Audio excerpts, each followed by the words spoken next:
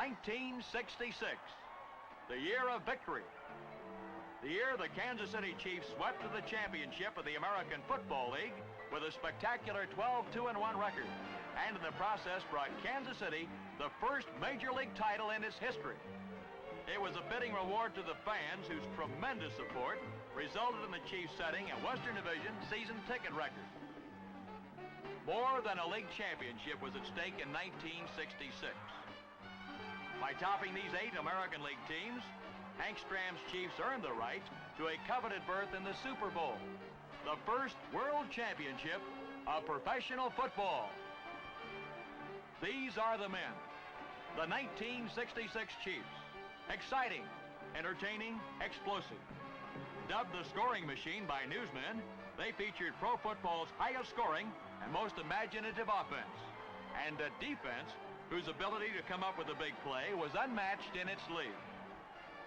The Chiefs had more than their share of individual stars. The AFL's leading passer, 2 of the league's top 4 receivers, 3 of the top 10 rushers, the top 2 pass interceptors. However, as Coach Stram has continually emphasized, a championship is not won by individuals. It is a product of teamwork. Teamwork that originates with the head coach and carries through to every member of the squad. This is their story. The story of a championship. The prologue to this story begins with a coach and his plan. A plan that was dependent on several factors for success. Coach Stram talked about those factors in a training camp interview last July. You know, actually, I feel very enthusiastic and optimistic about our upcoming season, but we must improve and grow in several key areas, including maturity and leadership. It's imperative that we answer the running back question that was created by the untimely death of Mackley Hill. Bert Cohn and Mike Garrett must come through. Otis Taylor must provide the deep and consistent threat at the flanker position. We must fill the cavity at defensive end with Chuck Hurston or Aaron Brown. It's imperative that we acquire quality line depth, both offensively and defensively, and our place kicking must improve and our squad remain injury-free.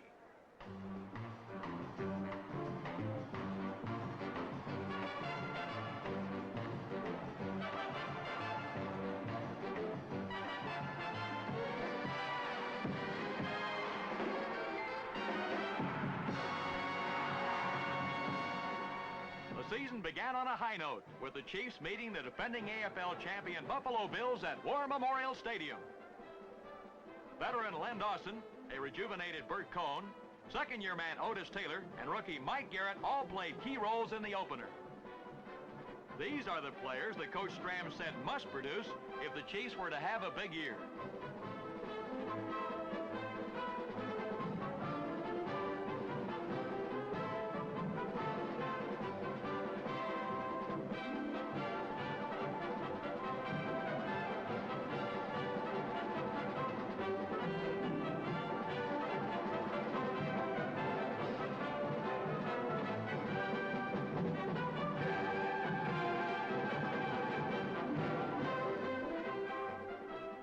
Number 23 in action on this 32-yard run was the game's leading ball carrier with 101 yards on 11 carries.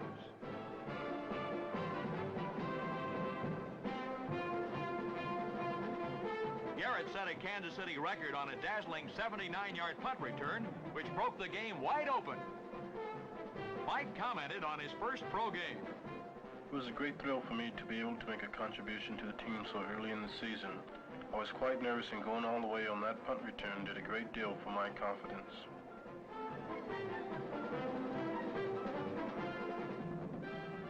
After Garrett's run, the Chiefs added 2 more touchdowns and were off and running.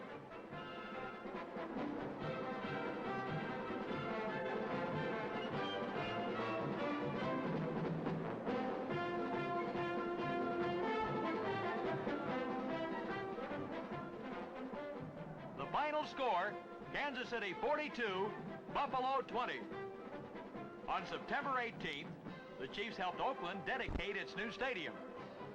The heroics of the Chiefs' defensive unit highlighted the game. There was a key interception by Bobby Hunt.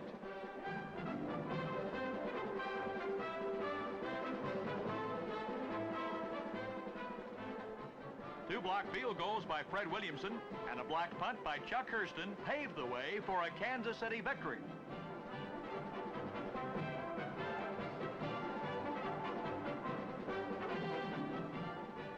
Fred Arbanis accounted for 2 of the Chiefs' touchdowns on passes from Len Dawson.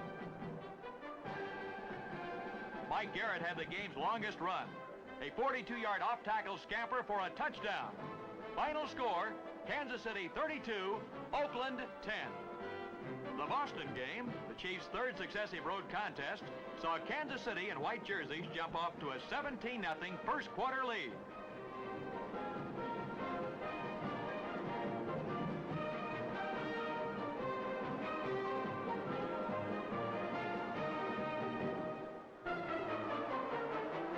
However, the Patriots, behind veteran quarterback Bay Perilli, came back strong.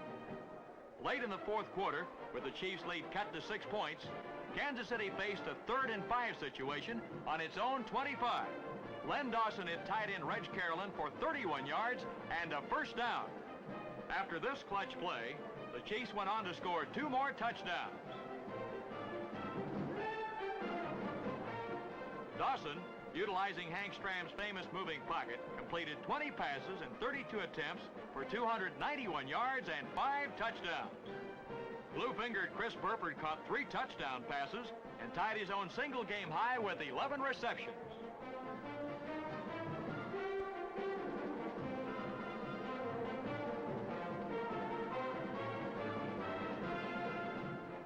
The game plan was explained by Len Dawson in a post-game interview. Going into this game, Boston was leading the league in rushing defense, so we knew we had to put the football in the air to beat them. The Chiefs, in first place after 3 straight victories on the road, were back home at Municipal Stadium to face the Buffalo Bills. The largest gathering ever to witness a sporting event in Kansas City, a crowd of 43,885 was on hand to greet them. The capacity crowd was barely seated when Len Dawson connected with Otis Taylor on a 71-yard touchdown pass, and the Chiefs led 7-0.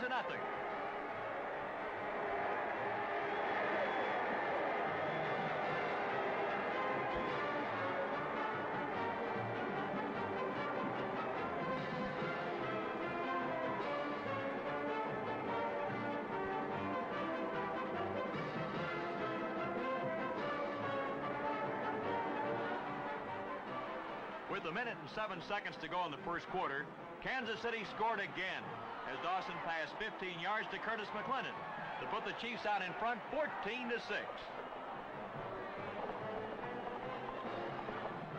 However, Kansas City failed to cross the Bills' goal line the rest of the afternoon. This proved to be Buffalo's day. Jack Kemp threw for 2 touchdowns, and the Bills' 1-2 running punch of Ray Carlton and Bobby Burnett dropped Kansas City to 2nd place with its first defeat of the year, 29-14. To be a champion, you must be able to bounce back from defeat. The Chiefs rebounded from their loss to Buffalo with a convincing win over the Denver Broncos.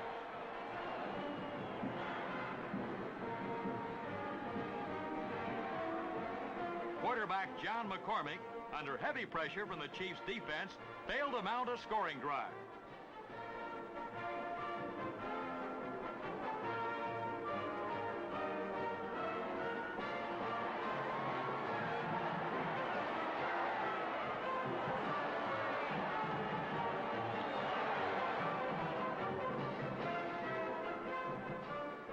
Mike Garrett electrified the crowd with a 61-yard touchdown run on a draw play.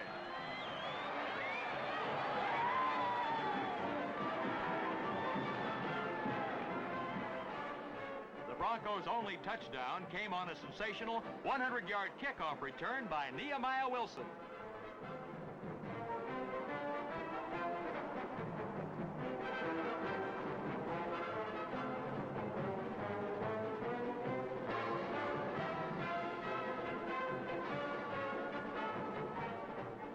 On October 16th, the Chiefs were tied for first place in the AFL's Western Division with a 4-1 record when the Oakland Raiders came to town eager to avenge a 32-10 loss to the Chiefs.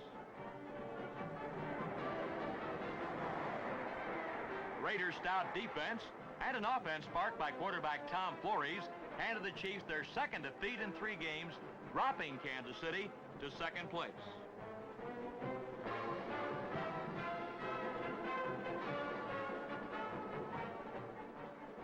The Chiefs' only touchdown came when Jerry Mays hit Purvis Atkins, causing a fumble, and Bobby Bell picked up the loose ball and scored. The Oakland game ended the Chiefs' first homestand. When the Chiefs boarded their United charter for Denver, they had their backs to the wall. They must rebound from the Oakland defeat with a victory in order to stay in contention for the championship.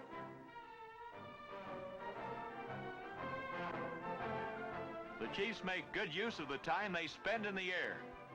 The players combine relaxation with study and discussion of their individual opponents and overall team strategy.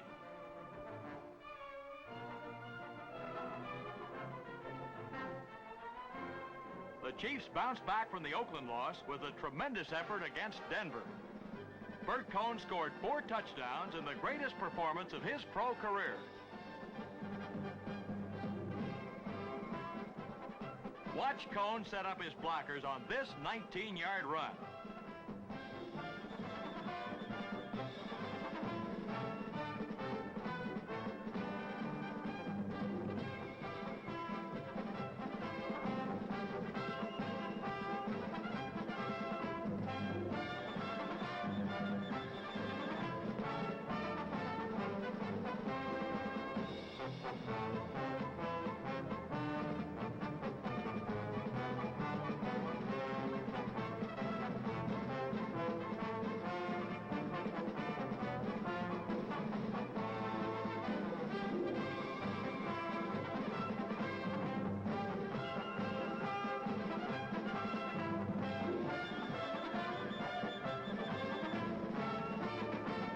Rookie Aaron Brown, 6'5" and 270, showed his great speed when he caught sprinter Lewis Scott on a kickoff return.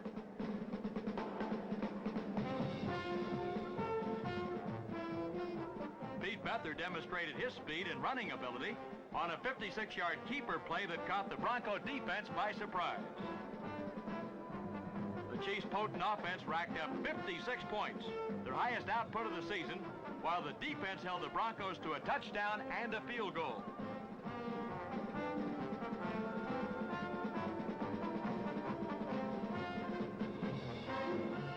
The victory over Denver, combined with San Diego's loss to Boston, boosted the Chiefs back into first place.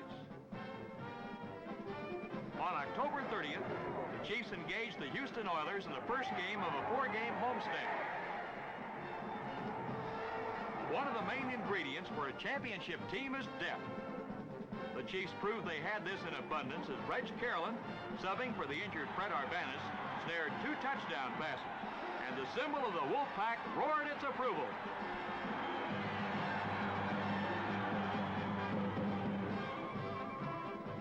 Pete Beathard, who relieved Len Dawson, passed for 2 more touchdowns.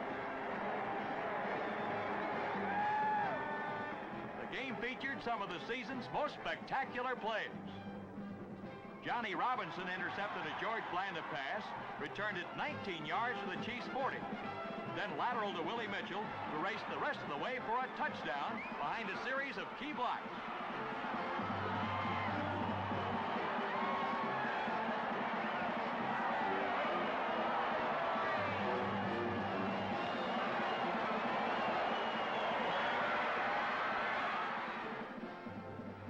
Mike Garrett, the AFL's top breakaway threat, scampered 77 yards for the longest run from scrimmage in the league.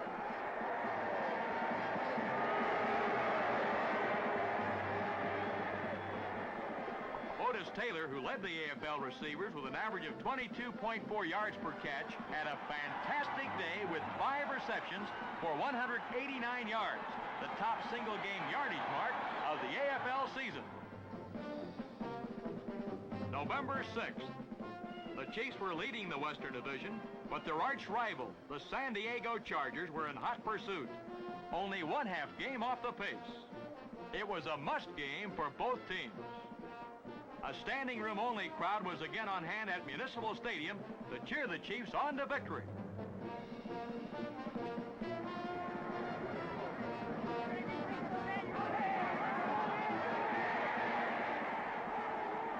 Kansas City scored first. But San Diego tied the game on a Hadel to Allworth pass.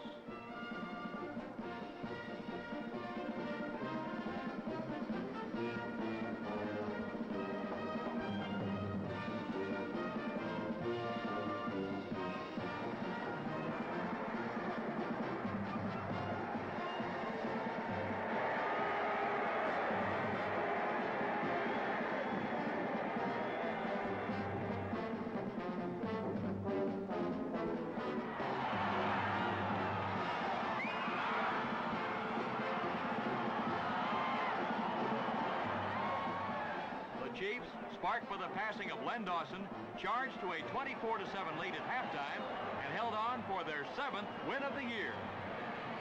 The victory over the Chargers solidified the Chiefs' hold on first place and provided a spark that was to carry them to a championship.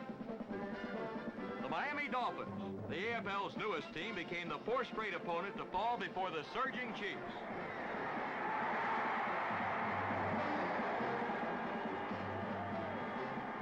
Len Dawson connected for 3 touchdown passes, one of which led to a spectacular 89-yard touchdown by Otis Taylor.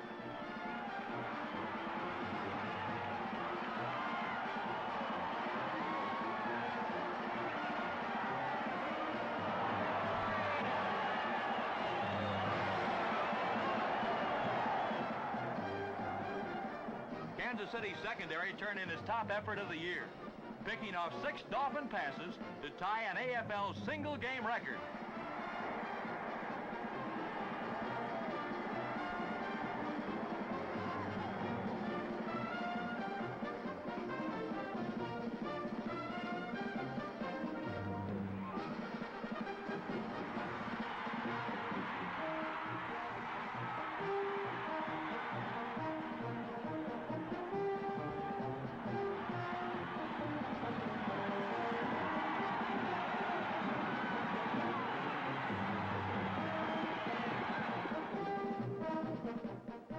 Chiefs concluded their home season against the Boston Patriots in what was probably the most exciting pro football game ever played in Kansas City.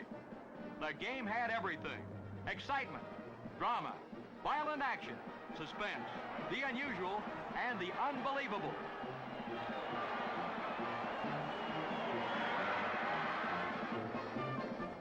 Frank Pitts blocked a Boston punt and returned it for the game's first touchdown.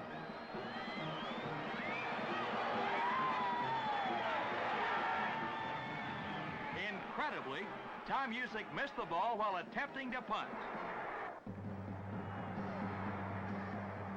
Otis Taylor made a sensational one-handed catch of a Dawson pass for a touchdown.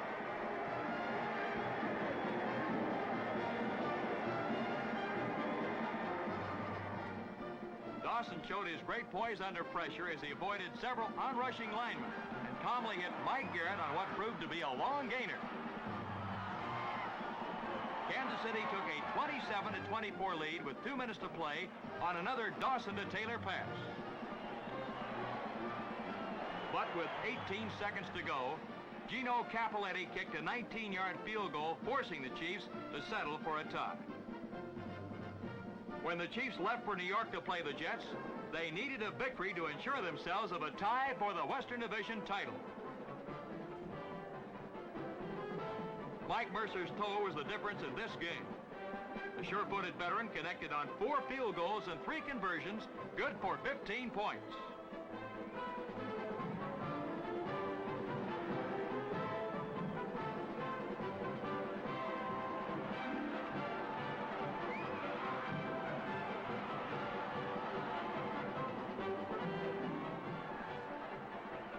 Chiefs withstood a second-half aerial barrage by Joe Namath to preserve a Kansas City victory and run the Chiefs' string of unbeaten games to 6.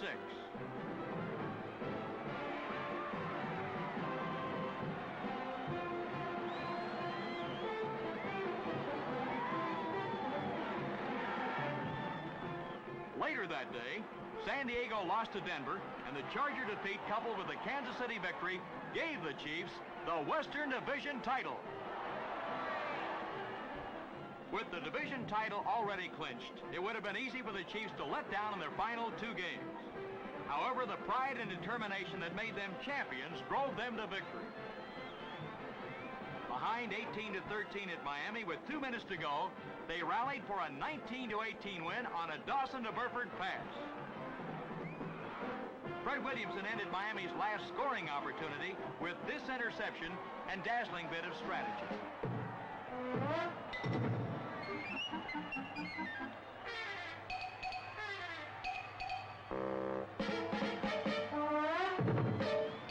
The Chiefs wound up the regular season against the Chargers in San Diego.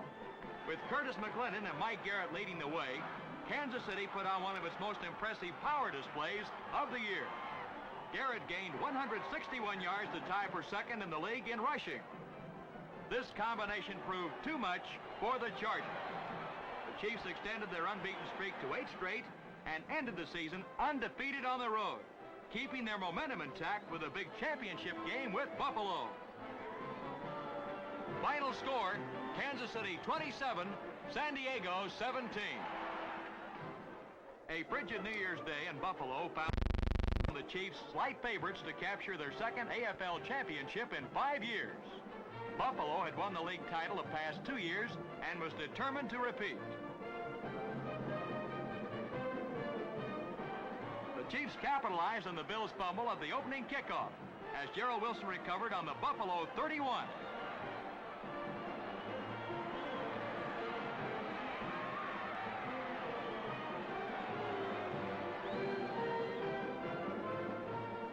Three plays later, Dawson hit Fred Arbanis for a touchdown, and the Chiefs led 7-0. Midway in the first quarter, Buffalo came back to tie the score on a Kemp to DeBenion pass that covered 69 yards.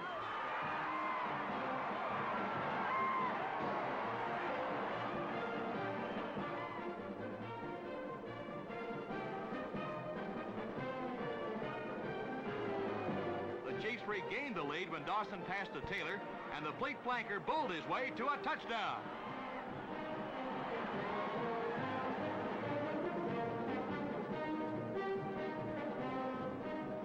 With 2 minutes to go in the first half, Buffalo was knocking at the Chiefs' goal.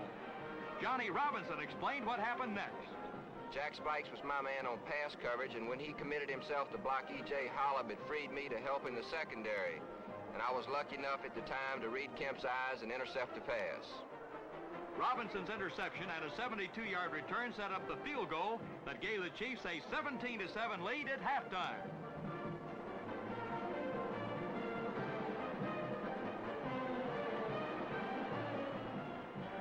Early in the final period, Dawson passed to Burford for a first down on the Buffalo 4.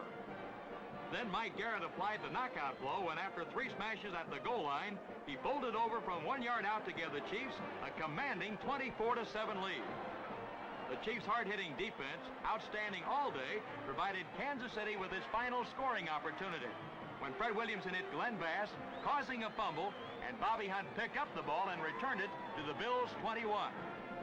Garrett added the touchdown shortly thereafter on a spectacular exhibition of broken field running, reversing his field to score from the Bills' 18. The final score, Kansas City 31, Buffalo 7, and the Chiefs were Super Bowl bound.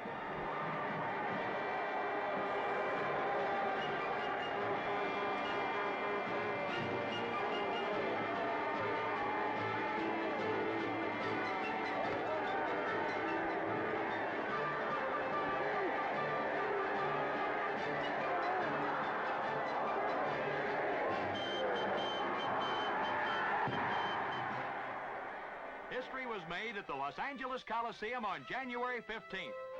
The Kansas City Chiefs versus the Green Bay Packers for the championship of the world. The Packers, rated by many experts the greatest team in the history of pro football, were heavy favorites. But the Chiefs showed that they came to play on the opening series of downs when first Buck Buchanan, then Bobby Bell and Jerry Mays dropped Bart Starr for consecutive losses. Green Bay scored first, midway in the opening quarter when Max McGee made an unbelievable one-handed catch of a Starr pass.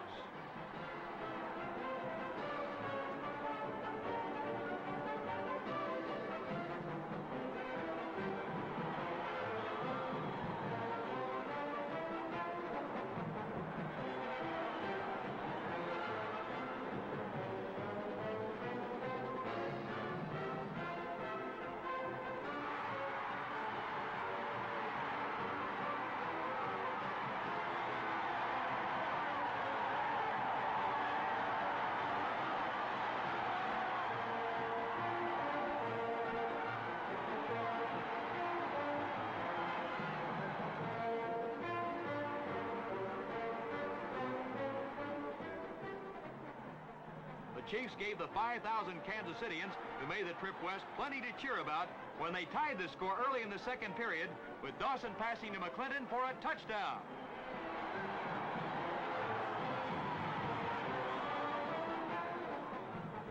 Taylor touchdown. For the Chiefs, with Dawson connecting to Fred Arbanis, Otis Taylor, and Chris Burford, moved into Green Bay territory.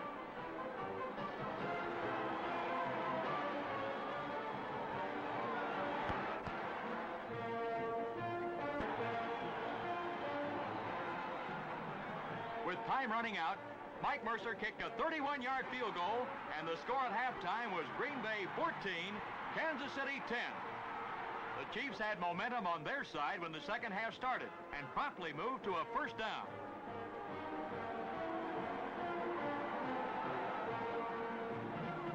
With 3rd and 5 on their own 49, Dawson threw a flat pass to Arbanis. Packer safety Willie Wood intercepted and returned to the Chiefs 5.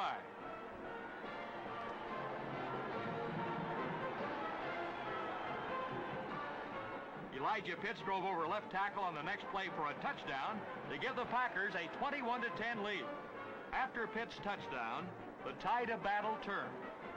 With Starr hitting his receivers on key third down situations, the Packers marched to 2 more touchdowns to make the final score Green Bay 35, Kansas City 10.